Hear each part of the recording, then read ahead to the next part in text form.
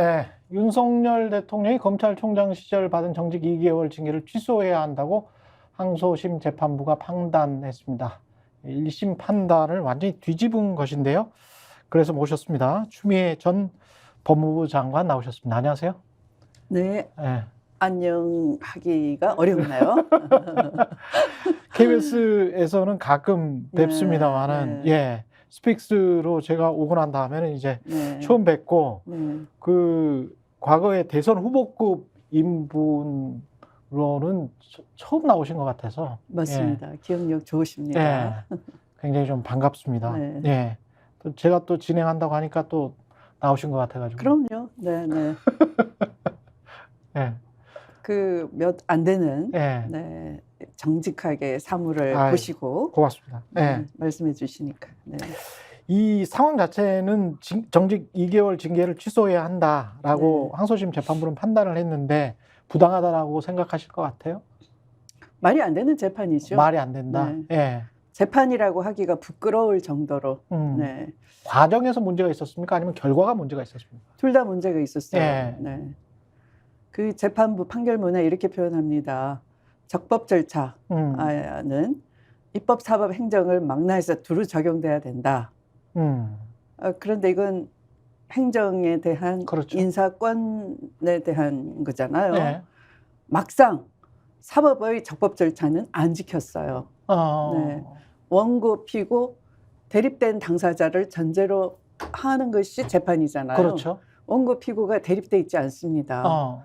똑같은 범죄적 의혹을 가지고 한 사람은 측근 비리라고 해서 감찰방해, 수사방해로 징계가 된 사람이고요. 예. 네.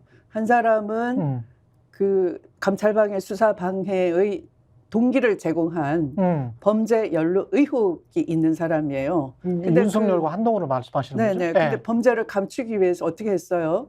핸드폰 비번도 안 풀었죠? 안 풀고, 네, 사실은 압수수색 당했으나 그 압수수색을 무용하게 만들어서 사법방해를 한 거예요. 그런 사람이 법무부 장관 되는 자체가 어불성설인 거죠. 그런데 바로 그런 사람을 원고가 자기 이해관계를 풀기 위해서 피고로 지명을 한 거예요. 인사권을 행사한 거예요. 그렇죠. 그럼 원고 피고가 한 몸이다. 한 몸인 거죠. 대립되지가 않잖아요. 예. 그런 재판은 거부해야 되는 거죠. 그것이 해소가 될 때까지. 예를 들어 뭐 법무부 장관이 바뀐다든지 아니면 원고가 대통령 지위에서 내려온다든지 그 원인 관계가 해소될 때까지 재판이 중단돼야 되는 거거든요. 그렇군요. 네. 그런 식으로 봐야 될 것 같습니다. 네. 추미애 전 법무부 장관 같은 경우는 그때 법무부 장관일 때 이제 징계를 하신 거잖아요. 네네네. 그리고 1심 재판은 그 이후에 연장선상에서 벌어졌는데 그때는 그게 정당하다라고 나왔단 말이죠. 그럼 변호사의 문제도 있는 겁니까? 전혀 없죠. 네. 변호사는 그 다음에 2심의 변호사. 2심의 변호사는 피고 한동훈의 감독 아래에 있는 정부 법무공단 소속의 변호사예요.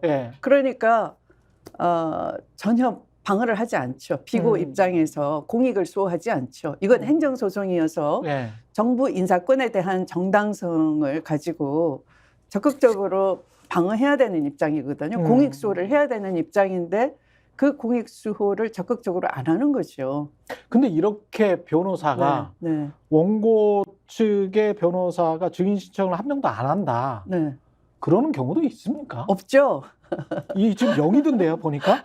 증인 신청이 없어. 그리고 피고 쪽인 윤석열 측의 변호사는 증인 신청을 많이 했어. 그리고 원고 쪽에서 나오겠다고 하는 박은정 검사였나요? 거기는 뭐 부르지도 않았고.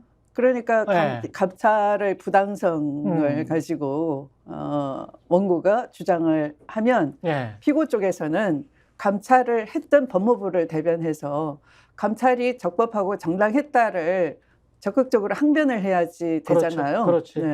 그런데 마치 청구 일락을 하듯이 청구 일락은 뭐냐 하면 원고의 주장이 다 타당합니다를 승인하는 것을 청구 일락이라고 하거든요. 가만히 그냥 있는 가만히 거네. 있는 거죠. 그 항변도 안 하고 반박도 안 하고 반대 논거도 안 내고 말씀하신 것처럼 그걸 다 알고 있는 증인, 감찰을 진행했던 박은정 감찰 담당관, 절차도 알고 실체도 아는 거죠. 네. 그리고 또 징계 청구를 했던 전임 피고였던 피고 법무부 장관, 이제 소외인이 돼가지고 자유인이 돼 있는 거잖아요. 얼마든지 불렀으면 증인 신청 불렀으면 당연히 네. 나갔을 것이다. 당연히 네. 부르라고 또 페이스북에 또 얘기도 했어요. 근데 공단 변호사로부터는 연락이 안 왔고. 네.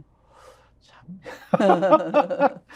감추기 위한 진실을 은폐하기 위한 쇼를 벌린 거죠. 재판을 형식적으로 재판이라는 허울을 쓰고 국민을 속이는 거죠. 생각해 보면 법무부 공단 소속의 변호사가 법무부를 대리해서 이야기를 하는데 법무부 장관의 의도가 사실은 피고 쪽을 대리해 주는 것 같은 그런 양상이 분명하면 누가 감히 제대로 추궁을 하겠어요, 사실? 못하죠. 그걸 뻔히 알고도 이제 근데 그래서 그런지 대통령실에서 우리가 이겼어, 우리가 정당했어, 이런 어떤 과감한 말 그거는 나오지가 않더라고요. 할 수가 없는 거죠. 실체에 대해서는 여전히 1심 판단 상태에서 더 이상 판단을 안 한 상태로 남아 있는 것이고요. 이걸 그냥 조용히 잊혀지기를 원하는 거죠. 뭉개고 가려고. 그러나 잊혀질 수가 절대 없는 거죠. 이 과거 사건은 이 정도로 정리를 하고 지금 정치적으로는 그 법무부 장관이었던 한동훈 장관이 지금 비대위원장이 됐단 말이죠. 취임사는 쭉 보셨어요? 아니요, 그냥 언론 제목만 봤는데 언론 제목만. 좀 웃기더라고요. 전문을 저는 쭉 읽어봤습니다만 전문 보면 더 재밌습니다. 굉장히 재밌습니다. 집권당으로서 왜 비상한 상황에 빠져서 비대위가 생겼다가 또 생기고 거듭 생기고 대표는 계속 쫓겨났다가 뭐 그런 상황이겠어요. 그러면 어떤 경제가 폭망하고 외교 역사를 다 뒤집어 엎어가지고 외교 역사를 퇴행시키고 선진국에서 갑자기 눈 떠보니 후진국이 됐고 그렇잖아요. 그래서 국민 70%가 윤석열 대통령의 국정 운영 능력에 문제가 있다라고 보는 거잖아요.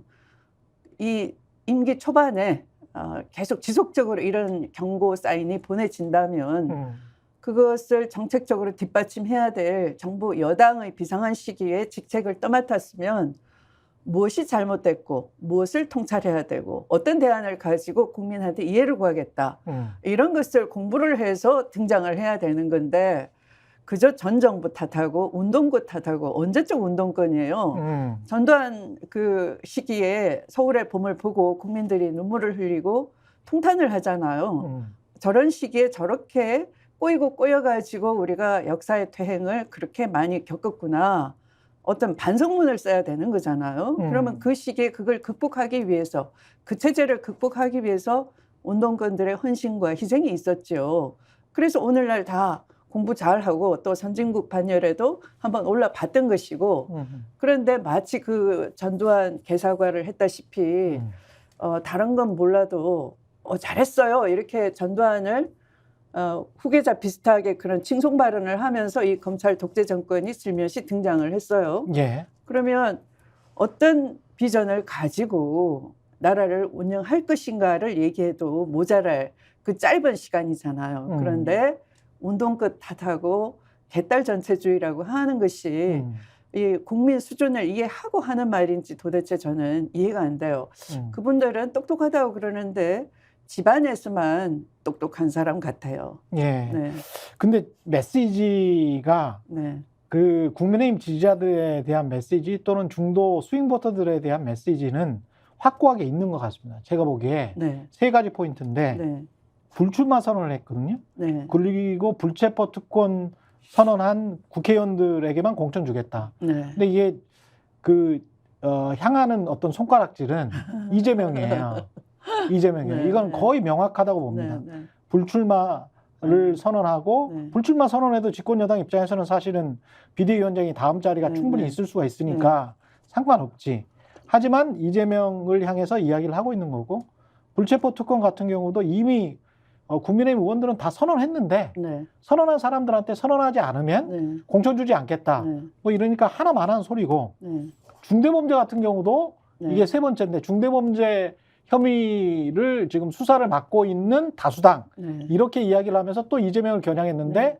그 중대범죄도 사람들은 또 김건희가 또 생각나는 사람들도 굉장히 많을 거란 말이죠. 네. 네. 그러니까 이런 것들을 보면 네.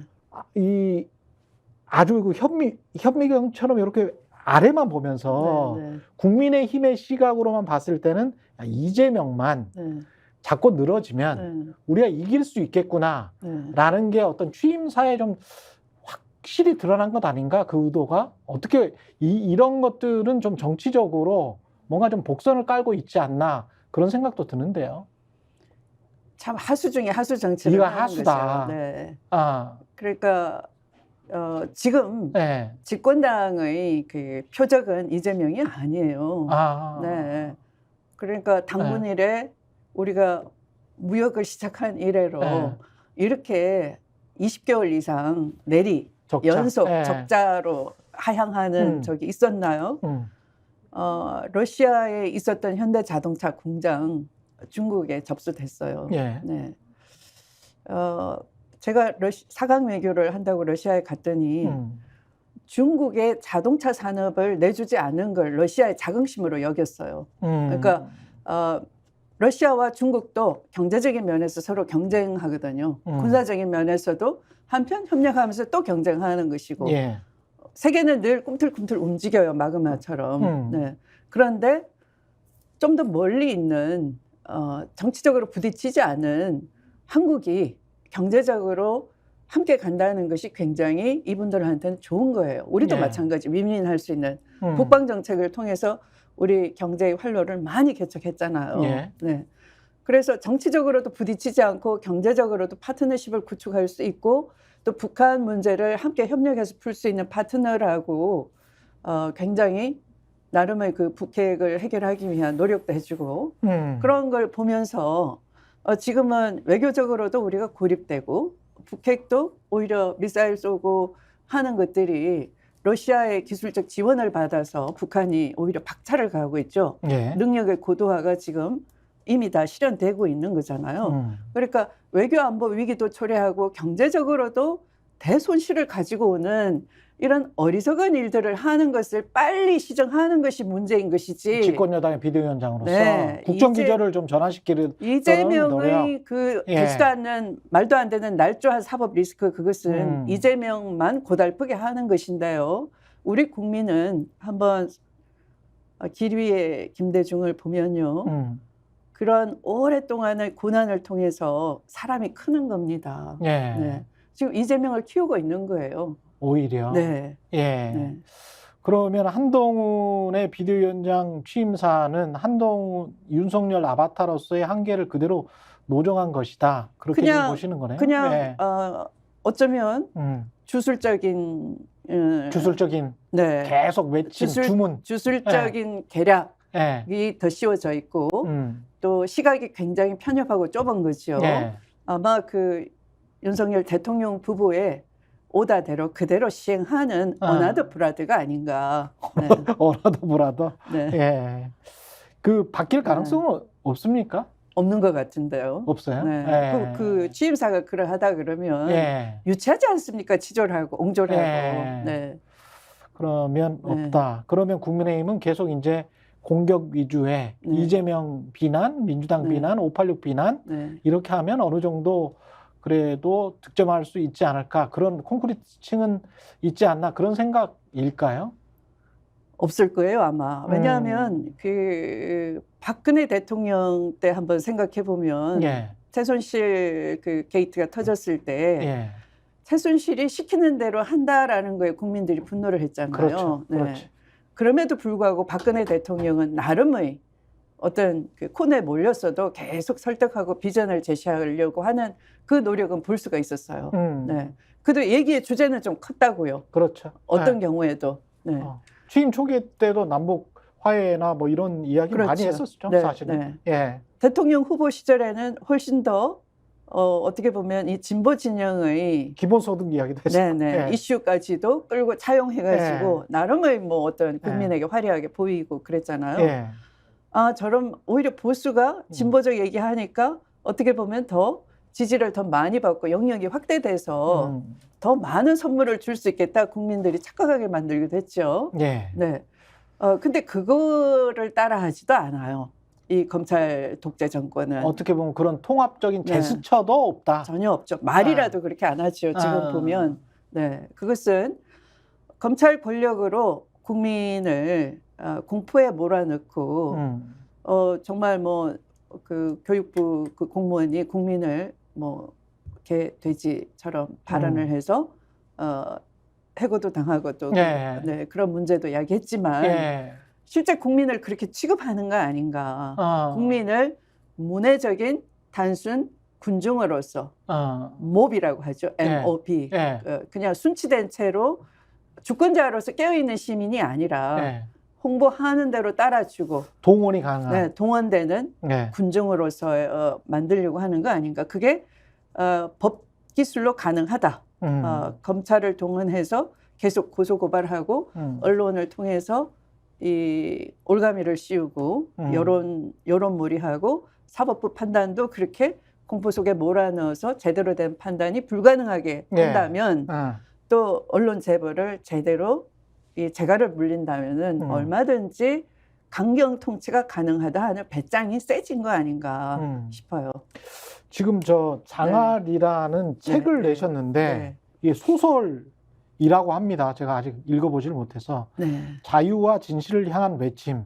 소설인데 자유와 진실을 향한 외침이에요. 이게 무슨 환타지입니까? 판타지 아닙니다. 그러면 자전적 소설입니까? 자전적이라고 제가 미리 얘기하면 재미가 없을 거예요. 그렇게 보진 마시고 그 우리가 소설 이상의 현실을 겪고 있어요. 그럴 바에야 한번 소설을 써보자. 소설을 써보자. 현실이 현실스럽지 않으니 소설 같으니 그럴 바에야 소설을 써보자 했어요. 그러면 좀 어떤 캐릭터입니까? 장알이라는 사람 이름이죠? 네, 장하리는 사람 이름이고요. 여성입니까? 남성입니까? 하리는 여성이겠죠. 여성. 그래서 캐릭터도 좀 이야기를 해주시면. 캐릭터가 저는 그 우리 국민들을 굉장히 존경하고 칭찬해주고 싶어요. 어느 순간에나 위기의 순간에 항상 장하시더라고요. 그래서 그 장하리는 주인공이 불의에 저항하는 국민들께 장하리라고 해주고 싶은 것도 있는 중의적인 거예요. 그렇구나. 알겠습니다. 전 법무부 장관께서 어떤 소설을 쓰셨는지 진짜 궁금하네요. 그럼 좀 나중에 좀 제가 보고요. 앞으로의 정치 행보도 지금 굉장히 궁금한데 총선에 출마하시죠? 해야죠. 지역구 역할을 기대를 많이 하고들 계시고요. 저렇게 장하리 하는 국민들께서 가만히 있으면 안 되지. 역할 해주세요. 그런 목소리가 분명히 들리고요. 지역구는 어디? 저도 모릅니다. 그래요? 당에서 하는 일이니까. 그냥 속으로 근데 마음 먹고 있지 않고요. 염두에 두고 있는 혹시? 근데 뭐 몇 군데 정도는 염두에 두고 계실 거 아니에요? 이 자리에 염두에 두고 있는 걸 얘기하면 뒤집어질 겁니다. 그래요? 다른 후보들이? 그렇군요. 그냥 뭐 격전지 한번 나가시는 거는 어떠십니까, 또? 제가 가는 데가 다 격전지 아닐까 싶은데요. 그렇겠죠? 상대 당에서도 누군가를 또 붙일 거 아니에요? 뭐 눈여겨보고 있겠죠. 어떻게 움직일까. 근데 언론에서 나오는 걸로는 동작을 이야기를 많이 하더라고요. 금시초문이에요. 그래요? 아니 나경원 그 전 의원이 거기 있으니까. 나경원 전 의원도 거기에 공천된다는 보장은 없어요. 사실은 뭐 경문고등학교 출신의 윤석열 사단 중에 한 명이 또 내려온다는 이야기도 있기 때문에. 그런가요? 그 사람은 남자고, 검사 출신이고, 경문고등학교 출신이고, 그러면 그쪽이잖아요. 동작구잖아요. 예. 동작구가 긴장하리 이렇게 되겠는데요. 동작구가 긴장하리. 네, 여기 예. 이 장하리 때문에. 예. 그래서 뭐 누가 네, 네. 만약에 나경원 대 추미애면 정말 빅 매치가 될 수도 있을 것도 같은데 네. 어디가 먼저 결정이 되나요? 그러면은 민주당이 먼저 결정이 되나요? 그걸 확 바꿔버릴 수도 있습니까? 전략적으로 어떤 뭐 민주당이 이쪽 밖에 있다 보니까. 네. 전략에 전혀 영향을 미칠 수가 없어요. 정말 저는 원론적인 말씀만 드리고 있어요. 네. 네. 아니 상대 네. 당의 전략이 네. 추미애가 저기 나오면 네. 저기는 꼭 꺾어야 되겠다라고 해서 누군가를 또 전략 공천을 한다 할지 네. 그럴 가능성이 어느 그럴 수도 있겠네요. 네. 그럴 수도 있다. 네. 네. 원래는 광진 아니었어요? 광진을이죠. 그렇죠. 네. 광진을인데 네. 거기가 지금 고민정인가요? 네. 거기도 거기도 확정은 안 됐고요. 어느 지역이나 아직 확정된 건 없어요. 그렇죠. 지금 뭐 이 후보 신청을 받고 있는 과정 중에 이제 검증 단계가 끝나지 않았나 싶고요. 아직 뭐 공간이 구성도 안 돼 있고 그러죠. 네. 지금 관련해서 마지막으로 조국 신당과 관련해서는 그 이후에 이제 법무부 장관을 하셨기 때문에 어떻게 보면 가장 연민, 측은지심이 가장 많은 분 중에 하나일 텐데 조국 전 법무부 장관에 대해서 우리 시민들께서 그러하시죠. 지지자분들께서. 그렇죠.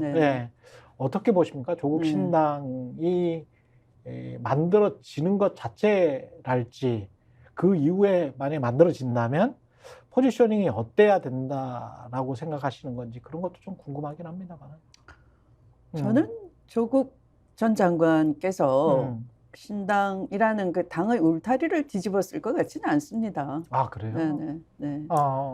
그러니까 좀 더 그러니까 항상 늘 이렇게 얘기했잖아요. 저는 진심이라고 믿는데 나는 천상 학자입니다. 네네. 근데 이제 오히려 학교 쪽에서 굉장히 정치적으로 굴었죠. 어느 날 갑자기 조국 장관이 뭐 사진 이렇게 올렸다고 해서 그 교수 해임을 해버렸잖아요. 그래서 돌아갈 정말 학자로서는 이 맥이 끊긴 건데, 그렇다고 자기 주장을 그냥 다 뒤집어 쓴 채로 온갖 뭐 그렇죠. 덕지덕지 다 어떤 4년 동안. 부당한 것까지도 다 뒤집어 쓰고 있는 상황에서 그냥 침묵만은 할 수 있을 수는 없고 그렇겠죠. 인간적으로. 그래서 뭐 여러 가지 얘기를 하는데 그것을 일각에서는 뭐 어떤 신당 움직임이다 자꾸 정치적으로 올가미를 씌우려고 하는데 너무 정치적으로 볼 필요 없다. 그렇진 않고요. 어차피 이 검찰 독재 정권이 아까 말씀드린 것처럼 정치, 경제, 역사 모든 부분을 파탄내고 있으니까 어떤 뭐 디케이 눈물인가 뭐 이런 책이나 수필 형식 또는 어떤 형식이 됐건 어떤 좌절한 국민에게 우리가 해야 될 일, 뭐 가불 선진국에서도 밝혔듯이 우리한테 이런 과제가 있습니다. 어떻게 보면 시민 각성운동 우리 함께 awareness 좀 깨우쳐보자. 결국 노무현 대통령께서 말씀하신 이 깨어있는 시민이 가장 민주주의를 지키는 최고의 보루거든요. 그렇죠. 검찰개혁이 이렇게 오히려 되치기 당하고 한 것도 언론이 이상한 갈등 프레임 씌우고 또 메시지보다는 메신저를 공격해서 조국 장관한테 위선 프레임을 씌우고 했던 것들에 국민들이 이렇게 넘어가 버린 것도 있는 거거든요. 결국 거기에 넘어가지 않은 건강한 민주주의를 지키는 정신적인 근육을 가질 수 있는 것도 어떤 시민적인 교양을 풍성하게 하는 것이다 라는 차원에서 하나의 지식인 운동가의 맨 앞에 서 있는 거 아닌가. 근데 그런 거 할 때마다 그런 발언 할 때마다 정치의 계절이니까 뭐 신당을 차릴 거야 이렇게 경계할 필요는 없다라고 생각해요. 그렇군요. 현실 정치보다는 정치를 통한 운동, 정치 운동을 한다. 사회운동을 한다. 그게 더 나을 수도 있다. 그런 말씀이신 것 같고. 뭐 낫다 이런 것보다 지금까지 그렇게 순수하게 가고 계신 거 아닌가. 그런 생각으로 순수하게 가고 있는 것이 아닌가. 그걸 자꾸 정치적인 입장에서 각을 세우거나 예. 경계하거나 출마한다고 뒤집어 씌워가지고 예. 정치 쪽에 오지도 못하게 한다거나 하는 건 바람직하지 않다라는 그렇죠. 거예요. 예. 마지막으로 한 가지만 더요. 이낙연 신당은 어떻게 보세요? 이거는 그 탄생을 할까요? 아니면은 이렇게 근데 뭐 하다가 제가 말만 하면 예. 저를 공격하더라고요. 예. 뭐 대선 때도 예. 저를 멀리하지 않으면 당신이 협조하지 않겠다 이런 소리 했다고도 들리고. 예. 네, 그래서 아주 저를 뛰지 못하게 발을 묶어놔 버렸죠. 예. 네. 그 정도로 네. 말씀은 마무리하시겠습니까? 이낙연 뭐 신당 제가 궁금하시면 예. 이낙연 전 총리를 불러다 놓고 추궁을 좀 해보십시오. 그래요? 네. 예. 단호하게 추궁 좀 해보십시오. 그러면 한 가지만 더. 이재명 당 대표는 네. 확실히 이제 본인 메시지도 그랬고 네. 뭔가 당 통합과 어떤 대승을 위해서 뭔가를 네. 해야 되는 거는 맞잖아요. 지금 현재 지금 이대로의 모습으로 쭉 민주당이 대승을 하기는 조금 좀 그렇잖아요. 뭔가를 해야 되는 거는 같은데 거기에 관한 뭐가 없을까요? 어떻게 보십니까, 그거는? 그것도 단단히 가스라이팅이 깃든 질문이에요. 아, 그래요? 네. 아. 저는 그렇게 보지 않습니다. 예. 네. 그러니까 이재명의 사법 리스크라고 예. 자꾸 전제를 해놓고 그게 진짜인 것처럼 사실은 사법 리스크는 검찰 사법 리스크에 세력이 관해서는 말을 안 했고요. 제가 검찰이 만든 건데 그래서 사람들한테 사법 리스크 있는 이재명 그래서 어떻게 선거를 치러 이대로 뭔가를 해야지. 그래서 비대위를 만들었어요. 그래서 비대위에서 좋은 안을 내놨어요. 그러면 그 안을 받으면 되는데 그 안 토론은 안 하고 그 비대위가 이제 퇴장하고 나니까 또 물러나라. 당신 가지고는 민주당 안 돼. 또 이렇게 얘기하고 있어요. 근데 정밀한 여론조사를 보면 그렇지는 않거든요. 네.